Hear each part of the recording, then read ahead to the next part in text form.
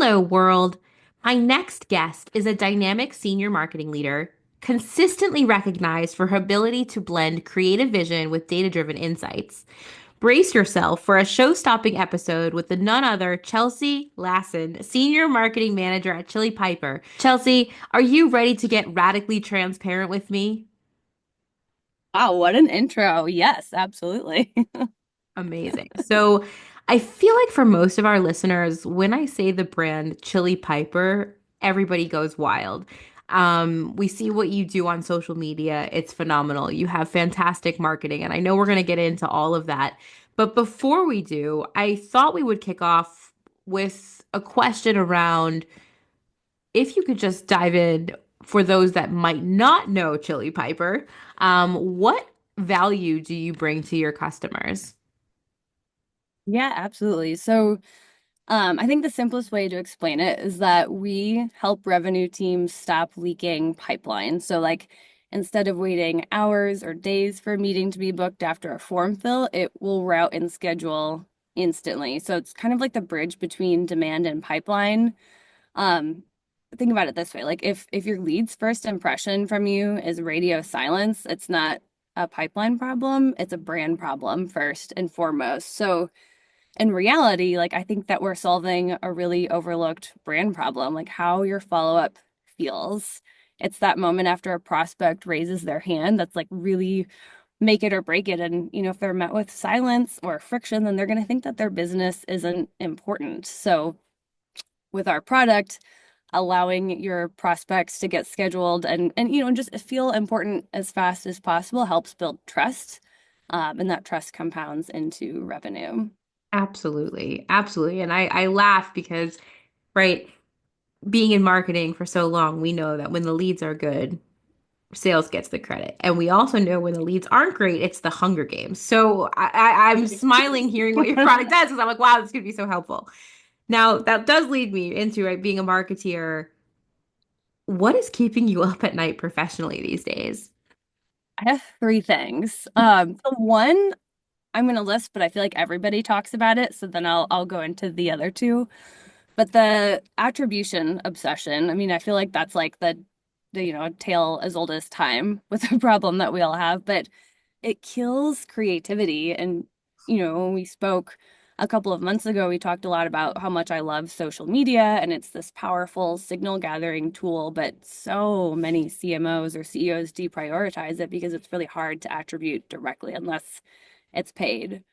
Um, and our best content sparks conversation. It'll get screenshotted into Slack threads, builds momentum, and like that stuff just doesn't show up in Salesforce. But that doesn't mean it didn't work.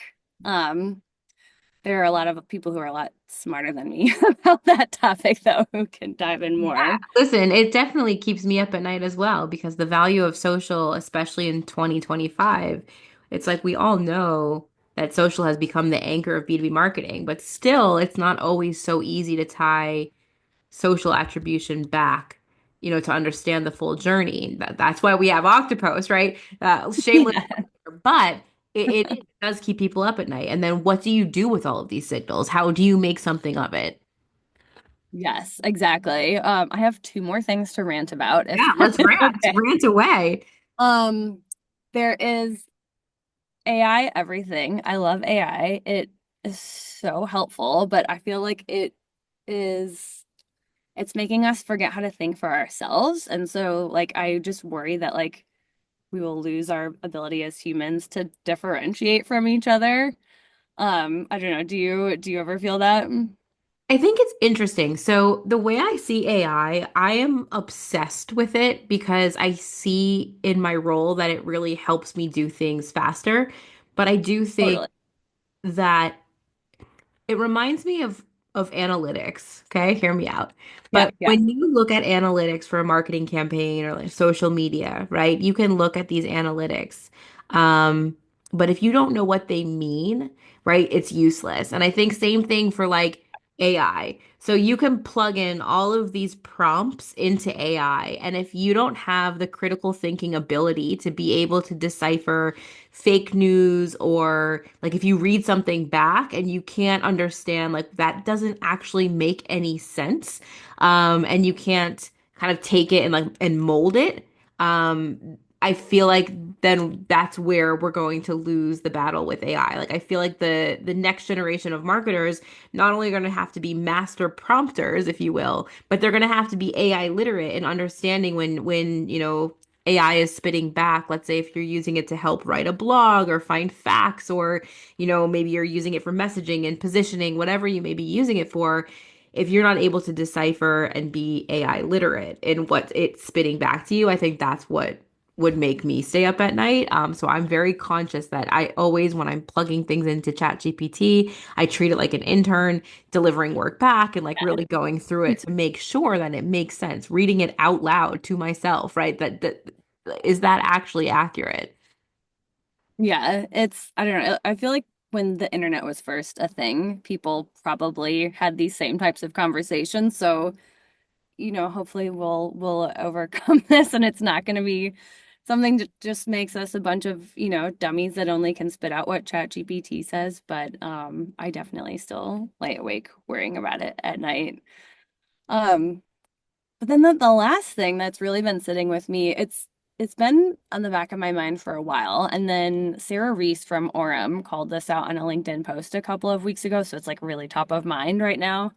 But she wrote about this just like growth at all costs mentality, and how like the juxtaposition of that between, kind of like the just reality of how crazy our world is right now and like how uncertain things are. And I remember she cited, I think it was like a CNBC study where like 60% of CFOs are kind of bracing for a recession, and they're saying it's harder to, have the certainty to make business decisions. And then she had this incredible analogy to describe this feeling of like having all this going on, but trying to keep growing and growing and growing. And she's like, it feels like trying to pin a wave to the shore. And that just like, I don't know, it just hit me and has stuck with me. And, I would love to see more companies in times like this just try to ride the wave and focus on maintaining stability for their workforce so that we can keep people gainfully employed in a healthy environment and, help everyone weather the storm and not just like focus on growth at all costs. Yeah, yeah. Kind of heavy, but I feel like we could do a whole podcast on its own on that specific topic. I know. So, with those things keeping you up at night, I mean, I think all are definitely valid in the times in which we live. I have to call out because you're leading marketing efforts at one of the most recognizable names in B2B tech. Like I said, when we entered this episode, right, you say Chili Piper, and most B2B marketers know who is Chili Piper, what is Chili Piper, and they often refer to your marketing for, how to do marketing well. What does innovation in B2B marketing look like to you today? And how are you keeping it from becoming just another buzzword, or just, keeping up with the trends and standing out from the noise? So I think the most innovative brands, they don't launch campaigns or just focus on like new tech and optimizing this workflow and that workflow. It's launching conversations and capturing people's attention. I'm going to bring up an example that we spoke about before you hit record on this podcast, but about a month ago at Forrester, I was walking the streets of Arizona in this like sparkly metallic suit that I already happen to own because, sparkly things are great. And then I had this giant chili head on my face, and it cost me $20. But having that activation, and talking to people on the street and trying to get them to come at my event, that's gotten me so many DMs. Even like that night, someone came up to me and they were like, Chili Piper is just always innovating. I love what you're doing. That's so funny.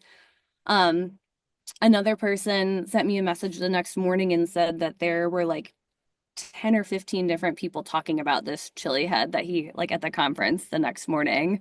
And then just today, someone else DM'd me about it. And it's like to kind of go back to like the measurement thing. Like I don't know how all of this is going to turn into pipeline exactly, but it's just like the creative. So Dave Gearhart talks about this often. He's got these like 22 timeless principles of marketing. It's like know your customer better than anyone else, tell a clear, compelling story, build a memorable brand. I'm not going to list them all because there's 22 and people can go check out his content. But like it's all just I don't know, I think it comes down to like boldness, and innovation is people first, and it's just creating that space for buyers to discover and engage before they're ready to buy. I love it when you see brands, whether it's B2B, B2C, or whoever, building a content ecosystem. So like founder-led POVs, employee creators, social first storytelling, and that speed to execute without waiting for permission, I guess. Totally. Totally. So speaking about, right, blending creative vision and right, not always knowing how it's going to impact pipeline in the moment, but we know it works, right?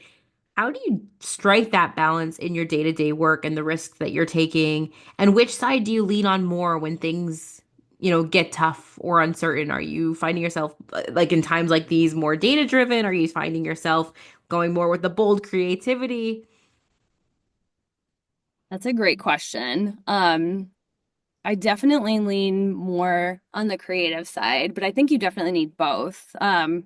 This sounds so cliche, but I feel like your gut and like that kind of creative instinct is just your brain moving faster than the data. Um, creative, like the chili head that I wore at Forrester, that gets you remembered, but then the data will keep you accountable. And I think that's why I fall back on organic social so much because it gives you that real-time feedback faster than a dashboard can. You may not know exactly, what the revenue is going to look like from a specific activation, but you can look at social signals like I just called out and, or shares or comment quality and just get a feel for the sentiment. So it's like you start with gut and then layer in the data. Data will show you what happened, but it won't tell you why. Yeah. Yeah. I love that. I love that. I want to shift for a moment to what Chelsea Piper actually does. And right, you mentioned in the beginning, build for revenue teams and kind of reinventing productivity, if you will. Um, how does that mission influence your own marketing strategy, and how do you ensure that it resonates with your audience?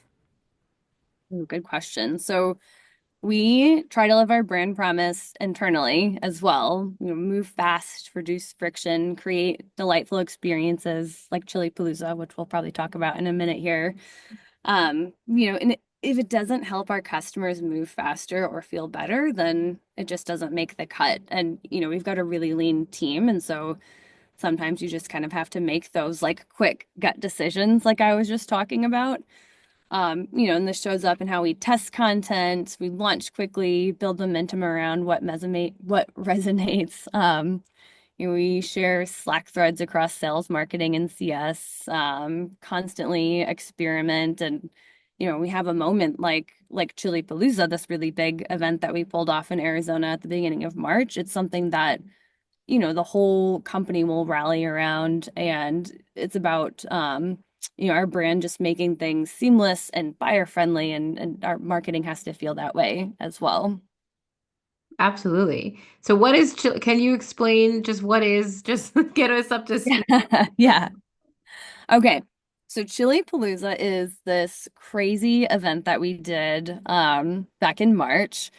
I had about 3 months to come on board and make it execute it from the time I came in to the time that the event started. But the idea was to, if you think about other events or conferences that you've been to, the most meaningful relationships come from that like space between the breakout sessions or the keynotes, or it's like the conversations at dinner or drinks or whatever afterwards. And not to like rip on any events content because that's all great too, but the space between is what we need to like as humans just create memorable connections. And so Chili Palooza was a 3-day retreat at a luxury spa in Arizona. We had about 150 go-to-market leaders, but there were only 3 hours of content the whole time.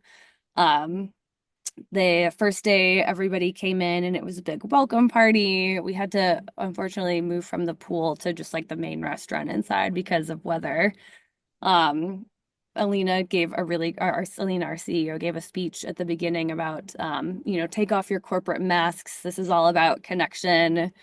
And then the next day it was probably like, I don't know, maybe 20 or 30 different breakout topics, but each person only went to three 45-minute breakout sessions. It was all led by moderators. And then after that, it was this kind of like unstructured but unstructured time where people got to go hiking. We got them massages at the spa or facials. People went to the pool. There was yoga, followed by a big party at night. And then the morning, the end day was yoga options or sound bath, breakfast, and head out. And God, I just remember sitting in the sauna at one point with Alina, our CEO, somebody from who did global sales enablement from Reddit, the CMO of a $350 million ARR company, just like getting pitched on Reddit ads, but like in the best way possible, having like great conversations. And there was another moment where I was in the hot tub with someone and she made a comment about how we're all B2B soup. And it, you know, it sounds from the outside like people compared it to, Burning Man of B2B, but also March was our biggest month ever in company history. We hit 205% of our ARR goals. Congratulations. So, yeah, thank you. That's incredible. So I think that, right, I think that's fantastic, and it's such an interesting idea, and I think it was such a bold risk to take, and it sounds like it paid off quite nicely. It also leads me back to like marketing roles today. I know we touched a little bit on it, but we are seeing kind of this hybrid mix of this role where it's like you really need to understand when to use the creativity and the boldness, like right when to do a chili palooza, and then the analytical and understanding and being able to look at raw data and understand like from your data what worked, what didn't, what decisions are you going to make from this data, what action plans are you going to make to hit your targets. And then of course the strategic side, which you also as a marketer need to have that strategic vision. And then lastly, like operational, right? So you need to be able to execute. And in your case, in 3 months, you need to be able to like execute fast. So Yeah. with all of these kind of different areas of your brain that need to be used on a daily basis as a modern day B2B marketer, how have you personally navigated this evolution in terms of, balancing it all? And what advice would you give to marketers today trying to grow in this space in B2B? Yeah. Oh, that's a tough one. It's just always like do more with less. I think I am a little bit fortunate in that I have throughout most of my career been like a first time marketing hire or the first person in this like specific type of position, but always reporting to someone that didn't know marketing. So I feel like my whole life has been like pull resources from everywhere you can, create your own adventure, like find the experts. And so I guess I'll just speak to like what has helped me Yes. along that journey. I Emily Kramer from Market One actually, she writes about this a little bit and that she recommends everyone should be, I think she calls it a pie-shaped marketer. So like Mhm. people often will talk about like T-shaped, like depth in Yeah. one area, breadth in the other, and she's like have depth in at least two different areas, and a general understanding of the other. And that's something that I think has really like proved very helpful for me. I've got this deep understanding of social and content and brand, but I can also do a little bit of ops, data, growth levers, that sort of thing. Um, I also recommend learning how to learn. I actually took a class on that once through Coursera. It was like learn how to learn. Um, And I think just like making sure you understand the first principles of thinking and that sort of thing, like sets you up for success from the get-go. Learning how to manage up. A lot of people, CEOs are great expertise in like the company that they've built, but like maybe not like leadership experts. So like learning how to manage up in those types of situations can help you in a lot of ways. But also like join communities like Exit 5. I've been a member there for years now. And I remember this was like several years ago, but I was tasked with writing a brand guide and I had no idea how to do that at the time. So I just, went to Exit 5, like wrote a question, and within an hour I had like 4 or 5 like really great examples and resources, and I was able to just like knock out the project like over the next few days. And I don't know how long it would have taken me if I hadn't had all of those resources. So definitely find a community that, resonates with you and just fits in with, whatever your career goals are. I think Exit 5 is the best. And then lastly, I would say too, just like put a lot of effort into building your network, but like be genuine and give and do it all without expecting to receive, because then when you are tasked with having to evolve into this like other thing that your CEO is asking for that you've never done, like you will have all of these friends that you've made that you can pull to, who will jump on a call with you. And I can't tell you like how much that has saved me. But the key is to just give and give and give, and like don't take deposits out unless you really need it. I love that. I love that advice. I think that's fantastic insight into what a meaningful community ends up becoming. So Exit 5, we're coming for you. So with that being said, I want to shift to wins, right? We love hearing about wins, and I know it sounds like Chili Palooza sounds like it was a fantastic win. If you want to chat more about Chili Palooza, feel free. But what's a recent campaign or initiative that you're especially proud of, and what do you think made it stand out in terms of impact or creativity? I definitely think it's Chili Palooza for this one. We got back from the event and there were almost 200 posts on LinkedIn, just LinkedIn, at least that we could like find and track, of people talking about that event, tagging us, tagging me. I went through and did the very manual process of then asking people a few weeks after how many impressions each post got, and it's easily over 1 million. And again, like I said, then March ended up being our biggest month in company history. So if that's not a win, then I don't know what is. But um, I think just like leaning into social media in general in my career has been a really big win too. And the role I had previously, it was a B2B to C, emergency LED vehicle lighting technology for fire trucks and ambulances, super niche. People thought that like TikTok, that nobody cared about TikTok in that role, that firefighters were, older and just Facebook and whatever. But I started testing it and just like, throwing things against the wall to see what stuck. And I remember our first viral video. I posted it on a Sunday. It was just my CEO at the time, like selfie style, talking to the camera like I had taught him. And then 24 hours later, it had over 100,000 views, and we had the heads of two major OEMs call his cell phone directly asking about the product that he was talking about in that video. And then it all just, kind of spiraled from there in the best way possible. There was also another time he was at Capitol Hill for some like industry lobbying thing, and he was in the same room as a presidential candidate at the time, and people came running in wanting selfies with him and not the presidential candidate. That's amazing. That's Yeah. amazing. I love that risk too. It's like taking the risk on social. And I love what you said in the beginning of the episode. You called out, right? Like social media almost gives you instant feedback, instant understanding of like what's working. And I feel like Yeah. you saw it pretty quickly. And I really feel like this kind of goes back to like trying to evolve in the, with all of the roles in marketing, but like social like it used to be a channel, Yeah. but now it's like a lens in every function, product, brand, communication, demand. Like everyone needs to think, or you benefit at least from thinking about everything from a social perspective, in my opinion. But I am heavily biased. You sound, we our CEO and our managing director of EMEA, they wrote a book recently called the B2B Social Organization.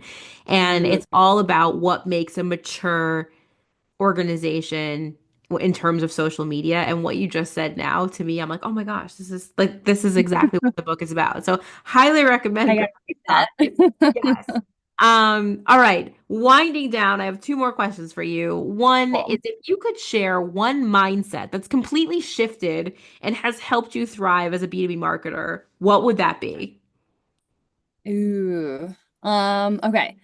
I think it is remember that this is something that's very unique to B2B and not like the B2C world. Because I think B2C is really good at this, but like even though B2B is not always like the most exciting, like we are not marketing to like soulless companies. We're marketing to humans who happen to have a job at a company that we want to sell to. And so, I think we're starting to see less and less of this, but like earlier in my career, I thought I had to water everything down to sound professional. Um, but bringing your like authenticity and your point of view to something is what creates great work and gets you memorized or not memorized, recognized. There we go. Words are hard. Um, and so I think just like forget the shoulds. That's how you boil it all down. And like just start with something that resonates for you and the reach and everything else will follow and also like you don't need millions of impressions, you just need the right like 10 people to care deeply and talk about you in their next team meeting. I love that. I think that's the best advice. My last question for you, which is my favorite question of every episode.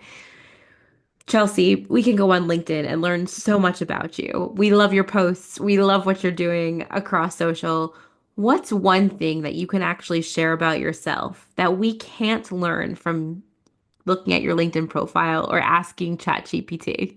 Ooh, I'm gonna give you two fun facts, and then if you want more, you have at it. I'm a retired figure skater of 20 years, and I'm also Wow. a reality TV has been. What? Okay, so one, amazing figure skating. Like, are you on YouTube? Can we find you? And then what reality TV show? So the figure skating, it's probably all of it's on my like old Facebook, which got hacked and I don't have access to anymore. And then also like old DVDs in my parents' basement. But it was really fun. And then I joke, I wasn't like a reality TV star, but I was the star of a House Hunters episode that aired in March of 2020. Oh my gosh, that's amazing. Claim I to fame. Yeah, I watched it back last week for the first time with a friend. I had like forgot about it, and it was the most embarrassing thing I've ever seen in my life. I think I had my hands over my face, just like cringing the whole entire time. That's amazing. I love it. Chelsea, thank you so much for joining me and getting radically transparent. If anybody listening wants to learn more about Chili Piper, Chili Palooza, speak to you about Exit 5 or B2B marketing, where is the best place to connect? I think just LinkedIn, Chelsea Lassen. We will find you. Chelsea, thank you so much. Yeah, no problem. Thanks for having me.